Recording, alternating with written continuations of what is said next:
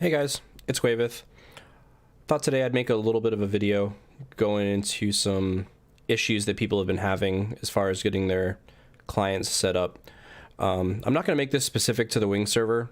A lot of this stuff is going to be useful generally to any private server that you want to play on. It is all going to be catered to Ashita. I don't use Windor, have no clue how to use it, so if you're trying to use Windor, talk to somebody else. But I just wanted to go through a few things with people, clear up some questions. So one of the big things that we've been getting people asking is about the stutter. There's an issue with Final Fantasy XI in general, no matter what server you play on. It actually also happens on retail, where if you're playing with the mouse and keyboard primarily, and you're not using a controller or don't have a controller input of any kind, and you leave the controller input configured, the game's going to look for it, and it causes intermittent video lag for some reason. I can't explain why that happens, but I do know how to fix it. What you're going to want to do is you're going to want to go and find your FF11 config. And depending on the server that you play on, this is going to vary slightly. I think Nasomi actually has a custom build, and he uses the Tools EU folder for his stuff, but I'm not 100% sure about that. For Wings, and for most other private servers, you're going to want to find your Square Enix folder, which is where your game is installed. I have mine on my desktop here because I just put in a like a default Wings installation real quick just for this video. So I set it up, and I'm in my Square Enix folder, which is on my desktop. And you go into Final Fantasy XI, and then you go to your Tools US folder. And this is where you're going to find two very important programs for setting up your Final Fantasy XI client, no matter what you're trying to do. You'll see FF11 pad config, and this is going to be what you'll want to open if you want to change any of your controller settings if you are using a controller. And you're going to want to make sure you run these programs as administrator. It shouldn't matter in the long run, but it's always safer to assume that it does. Oh, sorry about that. I'm getting messages in game, it looks like. So if you're not playing with a controller, you're going to want to disable this here, which says enable gamepad. And that should fix any of the graphic stuttering that you have, any of those issues that you have. That disabling this will fix that for you. If you are playing with a controller, you really won't have that issue. I've never experienced it myself, and I do play with a controller primarily. This is my button layout. I use a Logitech F710 as my controller, which is a wireless controller made by Logitech, obviously. It simulates the DualShock 2 controller for the PS2. It's very similar, and I've used it for a long time. Works great for me. But this should also be the same button layout that you'll want to use for regular Xbox controllers, anything like that. So if somebody wants to snap a screenshot of this and you can set your buttons up the same way, then go for it. One thing I would recommend, and sometimes there is an issue when you're setting up a new client, for whatever reason, enable X input will be grayed out. Sometimes if you restart your computer and then come back to this will be ungrayed for some reason, and I think it has to do with your drivers for your controller sometimes not picking up properly. I've had to do that a couple of times. I reset my PC, and then no issue, works just fine. Additionally, when you're first setting up everything, you're also going to want to go into your Final Fantasy XI config, which is right here. And there's a few things you're going to want to do for a first-time setup to make sure that your game runs properly. So one of the first things that I'll always do is this is going to be, it's called enable MIP mapping. I think it comes default checked. I uncheck that. It sometimes causes a little bit of lag to leave it on. And from what I understand, it doesn't really do anything. And then also you'll want to change this to full screen mode. So for screen size, you're going to want to make sure that your screen sizes here all match what your actual resolution of the monitor that you're playing on is. So for instance, I have a widescreen 1920 by 1080, so that's what I have here. Same thing for menu resolution. For menu resolution, if you leave it blank like this, it'll just copy whatever is in the overlay graphics resolution. So that's what I did here, but you can also set it to whatever your resolution is also, and that works just fine as well. Textures, most modern PCs really aren't going to have any issues running uncompressed textures. You can pretty much run the game on the highest possible quality at all times. And unless your computer is, an ancient relic from the past that you dug up out of your backyard or something, you'll probably be fine. I also enable bump mapping. It causes a little bit of lag sometimes too. When I was talking with Ashen Bubs, who's the one who makes the HD packs for the game, he said that this and MIP mapping could cause some issues, so I just disabled both of them to be safe. Environmental animations, smooth, obviously, since it's the highest setting. For sound, always on just means that your sound will play while you're not using Final Fantasy XI as an active window. I leave it on. Some people prefer to turn it off. It doesn't make a difference, whatever your preference is. A couple of other things here. I have my hardware cursor enabled. You can do whatever you want to do with this, doesn't matter. Make sure you check or uncheck show opening movie. Otherwise, every time you launch your game, it's going to show you this long cutscene with the mother crystal. It's super annoying. So I have that turned off. I don't know what simplified character creation visuals is. I assume it just makes it so that when you're in character creation, the characters just stand still. I don't know why you'd want that. The little videos are pretty cool. And then I don't know what graphics stabilization is. I haven't actually messed with that this much. I don't think Ashton told me to turn it off either. I don't know why it's unchecked. And then this is where you can set where all of your screenshots will go. So you want to make sure, like I said, the big ones in this menu specifically are going to be the screen size. These are going to be the big ones. Make sure that these match your resolution for your monitor. Otherwise, you're not going to be able to click on menus and things. They won't line up properly, and the game's going to look terrible. Anyway, I don't need to change anything there. Don't need that. Okay, so another question that I get asked a lot is why your FPS is capped at 30. There's a reason for this. The game natively runs at 30 FPS. However, there is an add-on. It's a default bundled with the Wings installer, so you don't need to do anything special to download it or anything like that. It comes with the package, and all you need to do when you get into game is type /FPS 2, and it'll set your FPS divisor to 2. FPS 2 is 30 FPS, and then if you're looking to set it to 60, you do FPS 1. And now we're at 60 FPS. You can see a little bit of a graphics difference, a little less stutter. Speaking of which, this is the GM land. Didn't want to do it out in the open, make this video. So yeah, that's how you set your FPS to 60. And then I want to go over some stuff for Ashita, specifically setting up your Ashita so that you'll be able to do, you can automate a lot of things in Ashita. And one of the nice things about being able to do that is that there's a lot of add-ons that you can add that you don't have to load up every single time, like that FPS one, for instance. There's going to be a file in your Ashita folder. And it's going to be it's in scripts actually, called default. So in Ashita, you can actually change where this is used from. Let's see, I'll use my local Wings install as an example. So right here, it shows my script as default.txt. So if you just put default.txt, it's going to look for that in the scripts folder. However, you can put a full file path here and you can use whatever you want, or you can change the name. Like if I wanted my default to be named mine or blueskill, I would just change this to blueskill.txt or mine.txt. Wherever you want to do it, whatever you want to name it works fine. I left mine as default.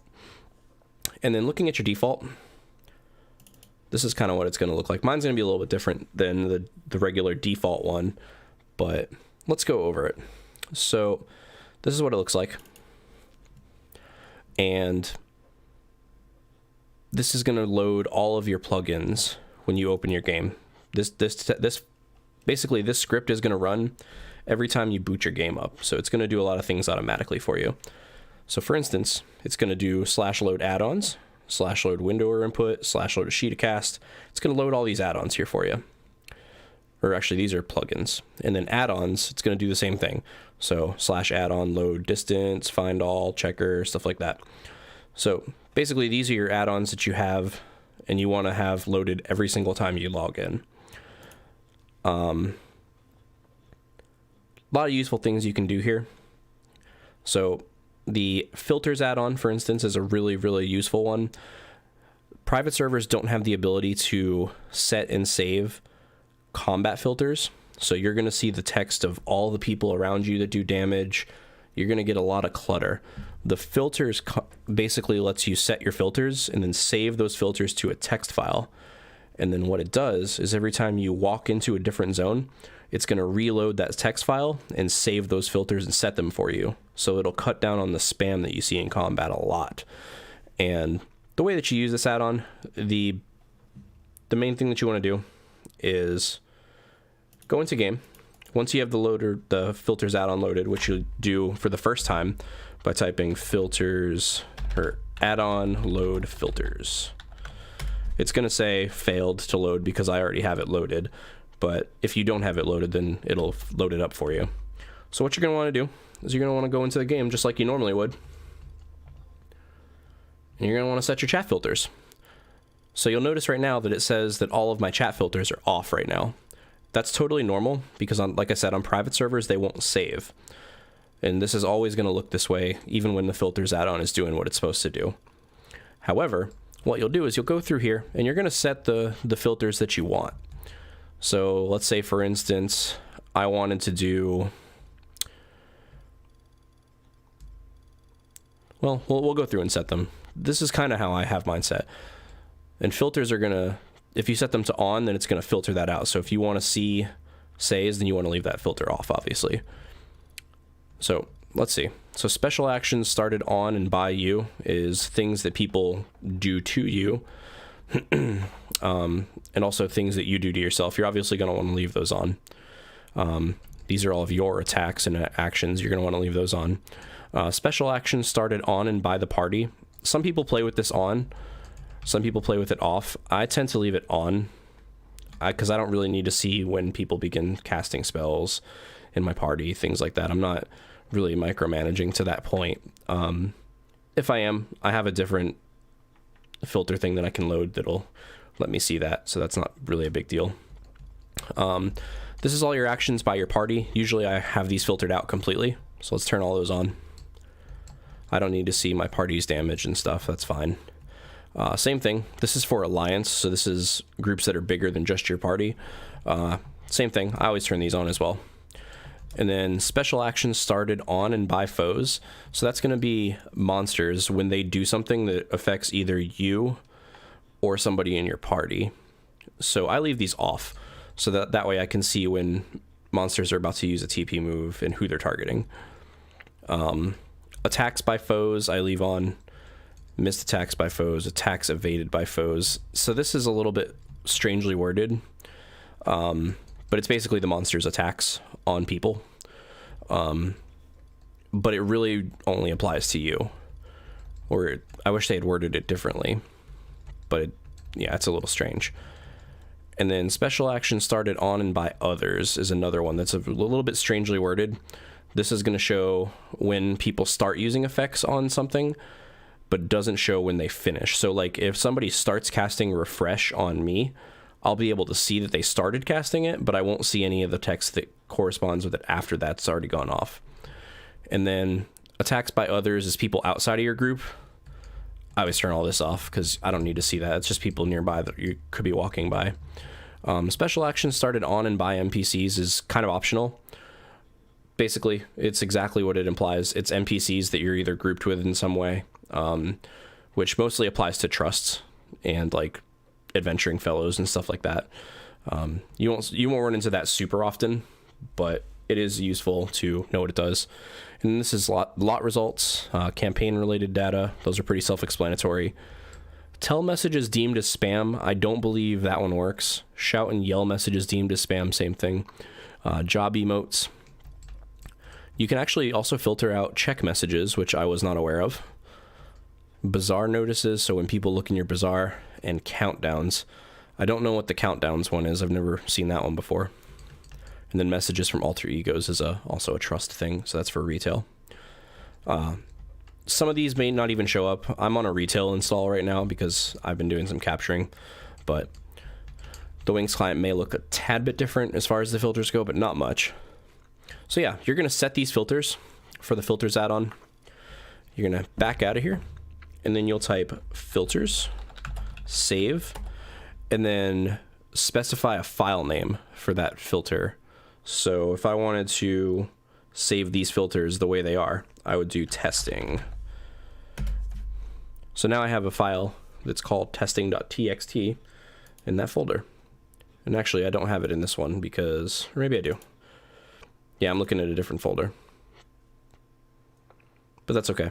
For all intents and purposes, we'll say that it would be in the scripts folder. But I'm looking at a totally different install than my Wings install. So this is my retail install. But yeah, if I were on retail, it would save in this folder as testing.txt. And then what you would do, if you want that to load every time that you zone, you want to make sure that one, filters always loads whenever you boot up. So here you go. Right here, you'll have add-on load filters in your default. So every time you start your game, all these will load up for you. And then here at the bottom, I have filters load and then one.txt. One is my basic filters that I always want to use, which are just my, my everyday ones.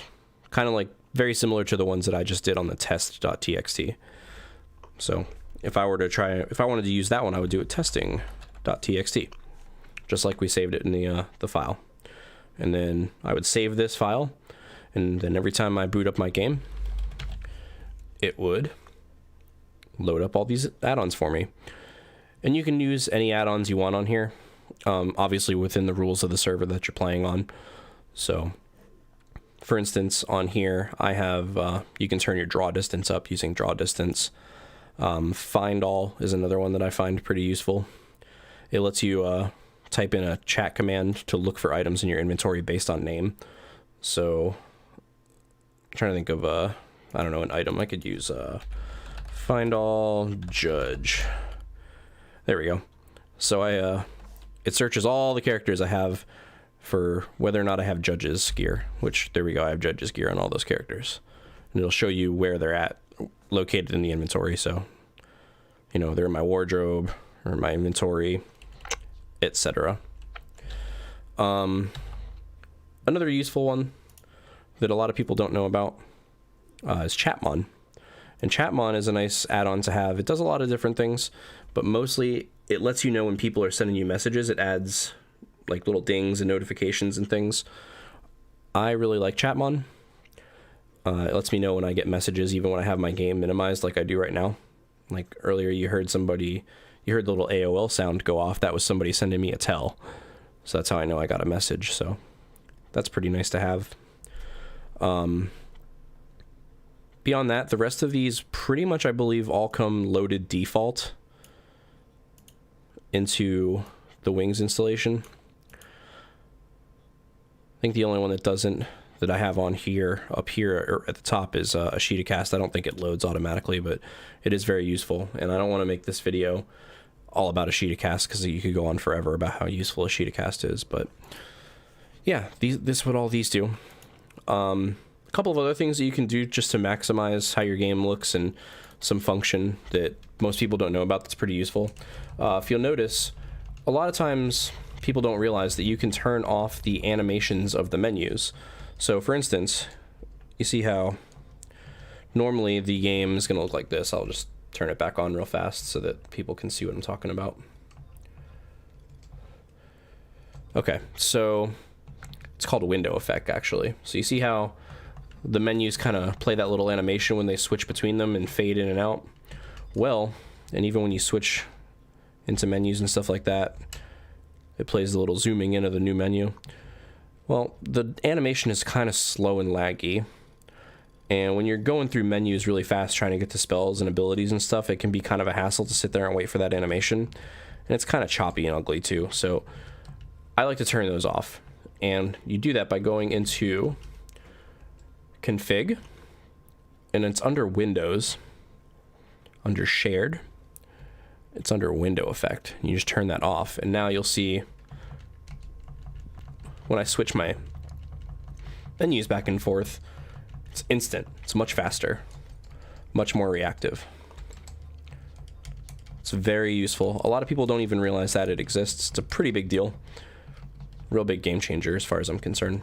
Some other things that you can do in the game client itself that are pretty useful. One of the first things I do anytime I make a character, obviously turn my music and sound down, because you guys know how that goes. It's ear-bleedingly loud. I'll turn my inventory to auto sort. It's like the second thing I do after I turn the music and volume down. A couple other things that are really useful to know are the party icon displays and the timer displays. So party icon displays will let you know what buffs that people have in your party if you mouse over them or have them hovered. I don't have anybody in party right now, so it's kind of that's kind of unfortunate, but let me see if I can borrow somebody real quick. None of my normal... Haha, we found one.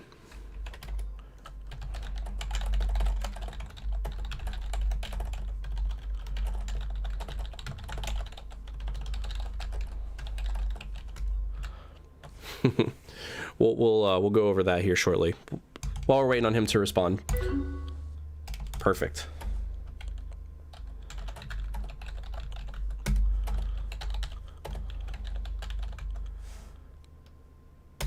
All right. I didn't actually expect him to respond that quick. That was fantastic. Okay. Also helps if you can type. So what you'll see here is down here, underneath his name, you'll see what buffs he has. So right now he has Shell and Signet on. And if he had more buffs, then obviously more of them would show up. Let's throw Protect on him or something. Incoming emote. Oh, that was Chatmon, where it said incoming emote. That was Chatmon letting me know somebody emoted at me. But yeah, that's all that does. It's pretty useful to be able to see what buffs your party members have.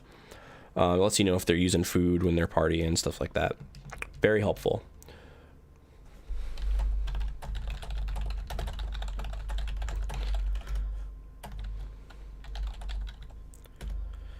All right, let's go back to GM land real quick, and we'll keep recording. Here we go. All right, so the next part is going to be timer display. So timer display lets you know how long you have on your own buffs. And since I have so many buffs on right now, it's actually not going to show me because I have too many. But let's say...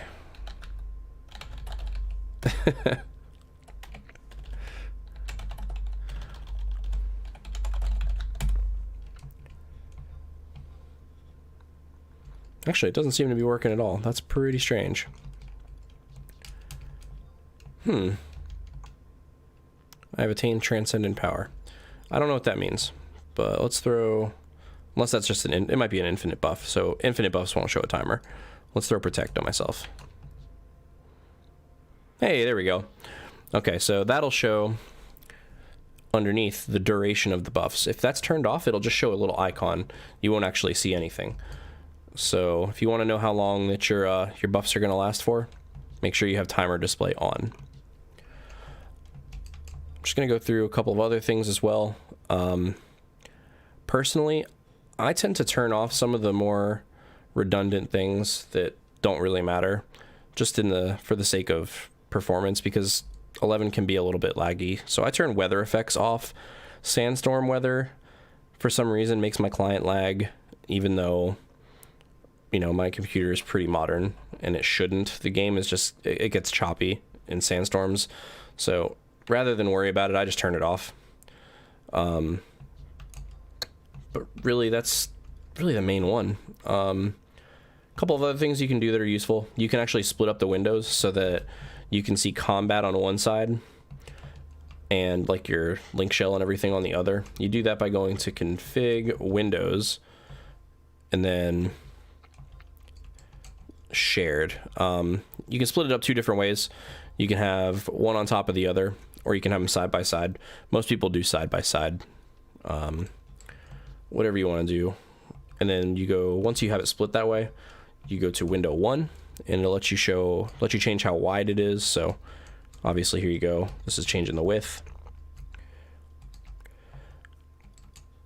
And then maximum lines displayed, so you can determine how, you know, how tall before it starts fading down it can get. Totally up to you. Doesn't matter. I keep mine at 8 because that's the default, and I don't really care. Same thing for window 2. You can change the size, and it changes variably like that. Same thing. I have mine on 8. You can change how often the windows shrink automatically, which I just leave mine on the default too.